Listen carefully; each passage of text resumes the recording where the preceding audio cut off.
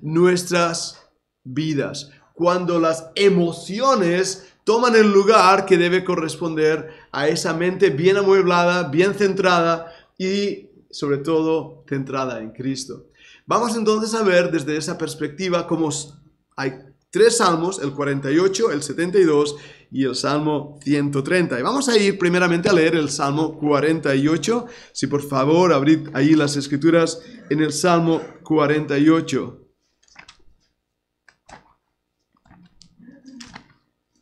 Salmo 48.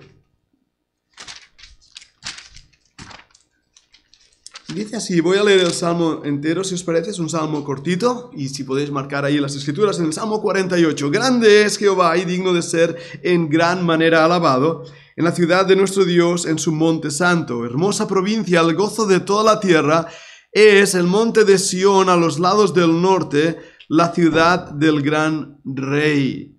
En sus palacios Dios es conocido por refugio.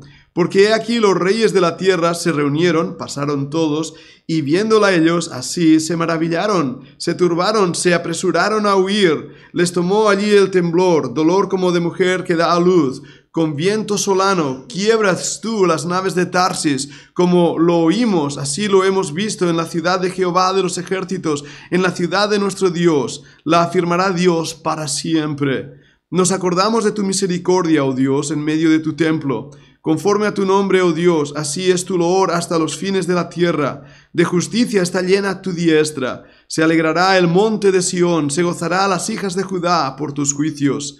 Andad alrededor de Sión y rodeadla. Contad sus torres, considerad atentamente su antemuro.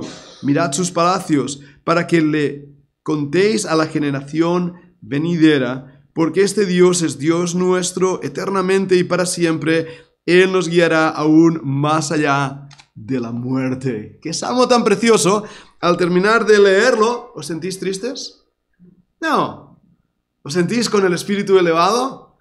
Sí, ¿verdad? Hay algo ahí que es la palabra de Dios, por supuesto. El espíritu te lleva a ese punto de darte cuenta el gozo que produce estar en comunión con el Señor. El versículo 1 dice, grande es Jehová y digno de ser en gran manera alabado. En la segunda parte de este versículo, la ciudad, que se encuentra ahí en esa segunda parte, la ciudad se refiere a Jerusalén, que también se llama Sión. Esta ciudad se menciona a menudo en los Salmos, porque allí estaba el templo del Señor. Los judíos solían ir al templo para encontrarse con Dios. Ahora yo voy a ser más específico. Dentro de Jerusalén, la ciudad antigua, está el muro del templo, está la montaña del templo, y esa montaña, específicamente ahí, era conocida todo esto como Sión, donde también estaba el palacio de David y el torrente que hay ahí al lado. Todo eso era específicamente Sión. Así que según el versículo 9, ¿qué hacían ahí? ¿Qué hacían en Sión? Vamos a leerlo. Nos acordamos de tu misericordia, oh Dios, en medio de tu templo. ¿Qué hacían? Se reunían. Pero se reunían recordando su misericordia. ¿Lo ves? Recordando su misericordia. ¿Qué te mueve a venir al local de la iglesia? Recordad que esto es un local. ¿De acuerdo? Está hecho de tochos, de tochanas. Pero, ¿qué te mueve a venir aquí? Hoy tomaremos la cena del Señor. ¿Qué haremos? Recordar su misericordia. Y eso es lo que movía a Israel a unirse como gente, pueblo, un grupito de personas, recordando la misericordia del Señor y diciendo uno a otro, ¿has visto qué bueno es el Señor? Cuando nos reunimos, muchas veces si tenemos algo en común, el ejemplo más sencillo es fútbol, ¿vale? Y hablamos de fútbol. Y estamos ahí, ¿viste lo que hizo este y el otro y el gol? Y compartimos, ¿verdad que sí? O cuando los que habéis estado en el ejército nos unimos y explicamos nuestras aventuras, las historias de la mili, como le decimos. Hay algo ahí que nos une. Cuando nos reunimos, hermanos, es Dios quien nos une, es Cristo, y gozarnos con todo lo que Él está haciendo en nuestras vidas es extraordinario. Tomemos eso en cuenta. El punto número 13, el Salmo 48, 12... dice, andad alrededor de Sión, contad sus torres. Hoy en día no es necesario, ya que Dios está presente donde quiera que su pueblo se reúne para adorar, no solamente en el templo de Jerusalén. Y esto es un punto importantísimo que entendamos. Vayamos un momento a Juan capítulo 4 y versículo 21 y versículo 23. Me gustaría pedir si el equipo técnico puede pasar por favor el micro. Juan capítulo 4, versículo 21 y versículo 23. Si a lo mejor Javi Calvo, puedes leerlo tú, te pasan el micro y nos lo lees, muy amable, gracias. Juan 4, 21 y 23. Jesús le dijo: Mujer, créeme, que la hora viene cuando ni en este monte ni en Jerusalén adoraréis al Padre. Vosotros adoráis lo que no sabéis. Nosotros adoramos lo que sabemos, porque la salvación viene de los judíos. Mas a la hora viene, y ahora es, cuando los verdaderos adoradores adorarán. Porque también el Padre, tales adoradores, buscan que le adoren. Dios es espíritu, y a los que le adoran en espíritu y en verdad es necesario que adoren. Muy bien. ¿En qué lugar debemos adorar a Dios según el pasaje que hemos leído? En el templo, en la iglesia, en el local. ¿Dónde? Paqui. En espíritu y en verdad y en todos los lados. Correcto, eso es vida cristiana. Eso es, nuestro cuerpo es el templo del Espíritu Santo. ¿Necesitamos uno al otro? Claro que sí, ¿verdad? Necesitamos como los carbones encendidos que cuando están juntitos aún arden más y están más calentitos. Necesitamos eso, por supuesto que sí. Pero recordad y rompamos esos esquemas que no adoramos a Dios solamente cuando venimos a la iglesia. De hecho, a veces, como yo he dicho, cantamos himnos y somos cuando más mentimos. Sino que de verdad allí donde estamos o estemos, estamos adorando al Señor en nuestras vidas. Y eso anima muchísimo porque sabemos que en los tiempos donde estamos viviendo se crea culpabilidad cuando una persona le pregunta a otra, y, oye, ¿dónde te reúnes? Y algunas, ¿verdad?, de las personas que estáis ahí con nosotros en Colombia, Argentina, pues me reúno en la iglesia de Castelbisbal. Y dice, ¿y eso está en España? ¿Y cómo lo haces? Y sienten, sin embargo, se están reuniendo, están adorando al Señor, están con nosotros. Y eso es una bendición extraordinaria que debemos romper ese esquema, porque si no, deberíamos ir a Jerusalén, al templo, que no existe, y adorar ahí a Dios. ¿Veis la incongruencia? Por lo tanto, debemos entender primeramente que nuestra vida, ahí donde estemos, en todo lugar, en todo momento, debe adorar al Señor. Debemos vivir de una manera que le glorifique.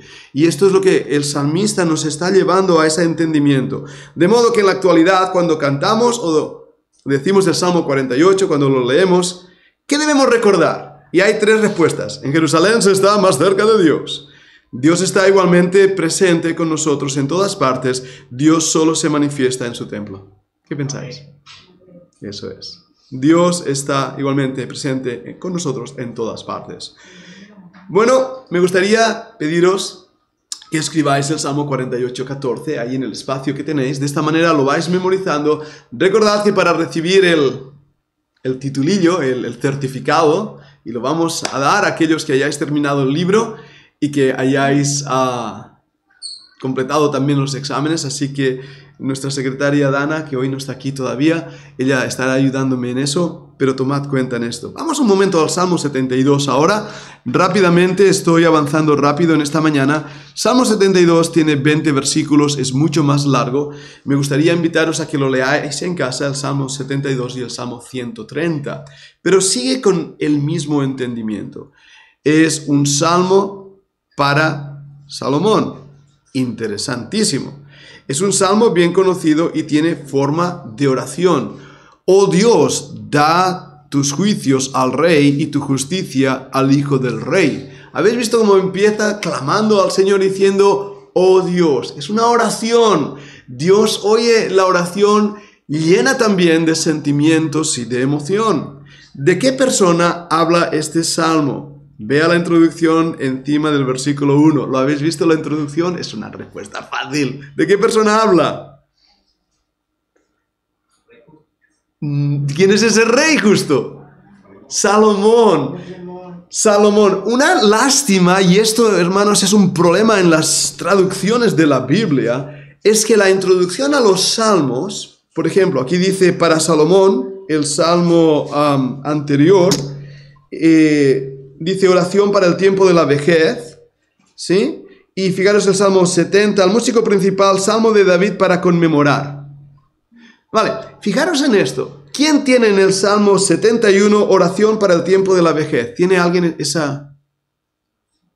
En el salmo 71, ¿tiene alguien una introducción? Oración de un anciano. Oración de un anciano. ¿Tiene alguien otra cosa? Vale, ¿quién tiene en el salmo 70 al músico principal, salmo de David para conmemorar? ¿Quién tiene eso? Deberíais tenerlo todos.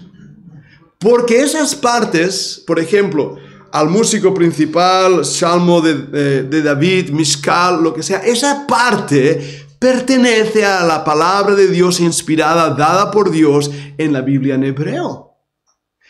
Y lo que ha pasado es que en vez de ponerse como el versículo 1, se ha puesto como una introducción.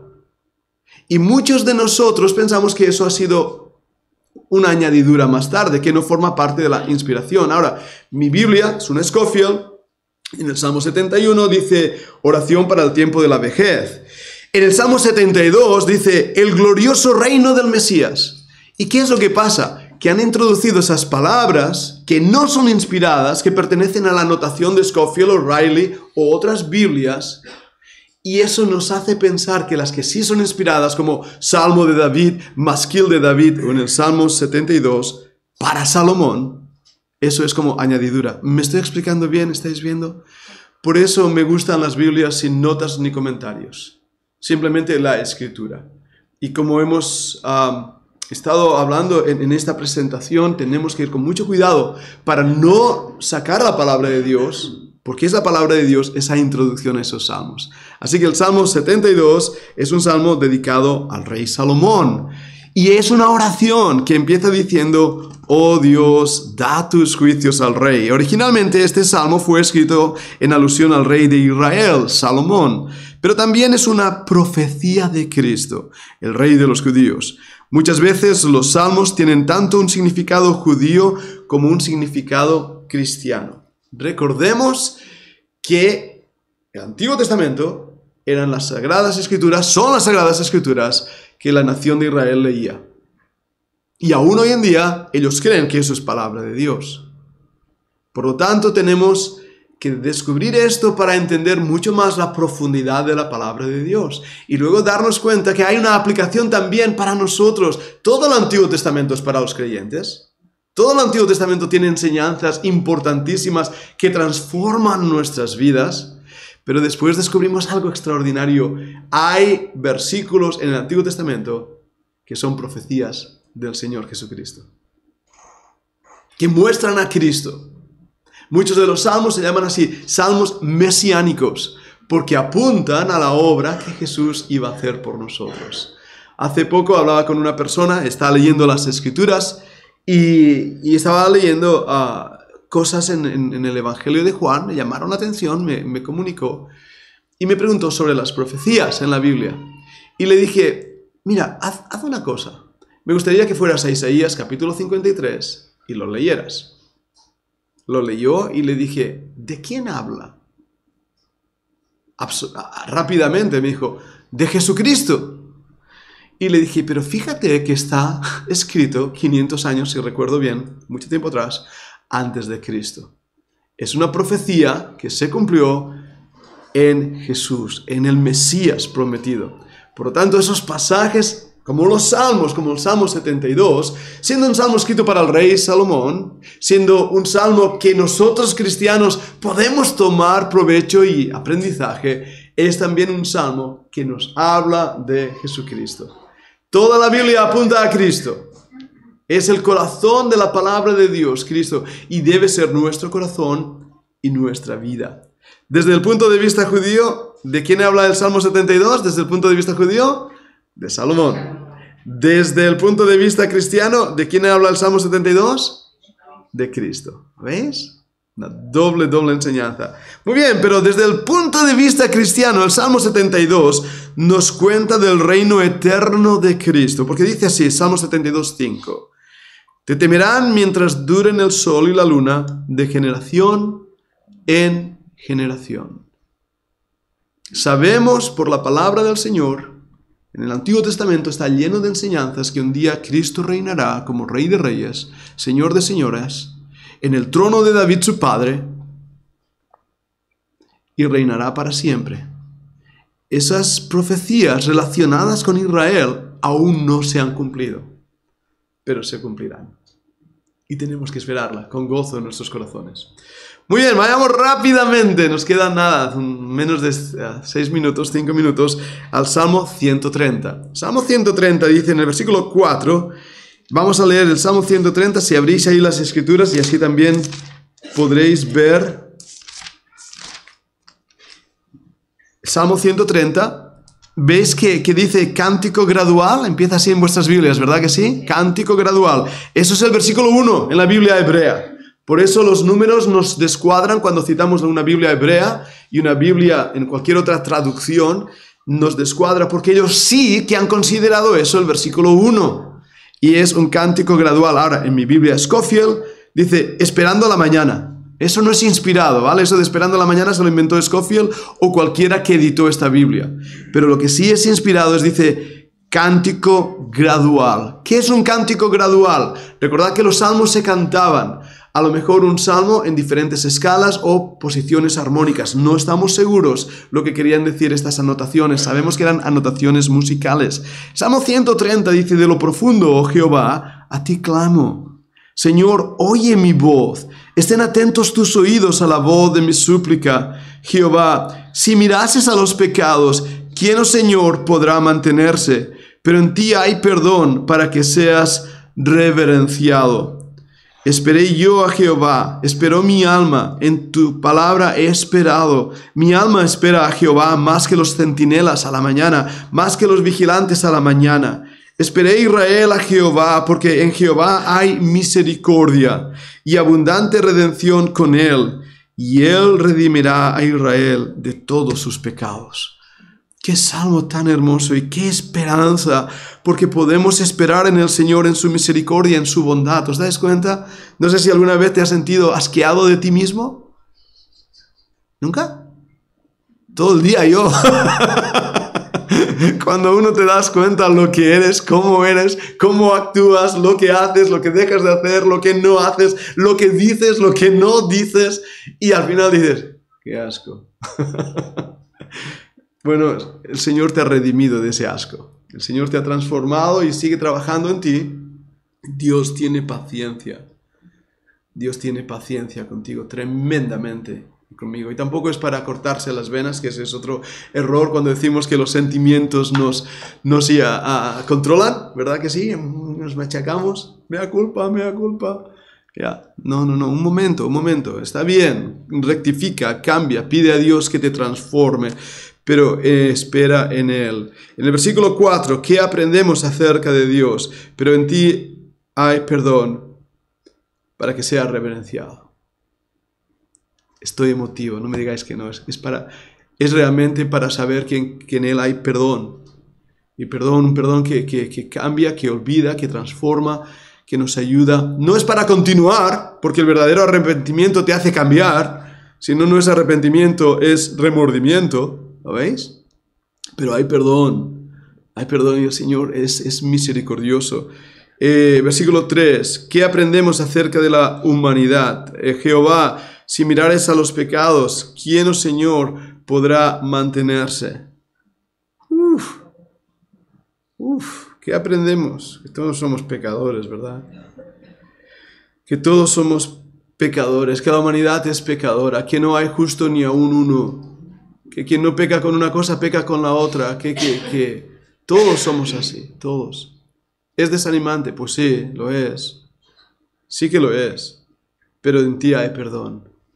Para que pueda ser reverenciado. No sé si tiene alguien la versión antigua, 1909, porque lo estoy diciendo de memoria. Cuando yo leía la 9, creo que decía, para que pueda ser temido.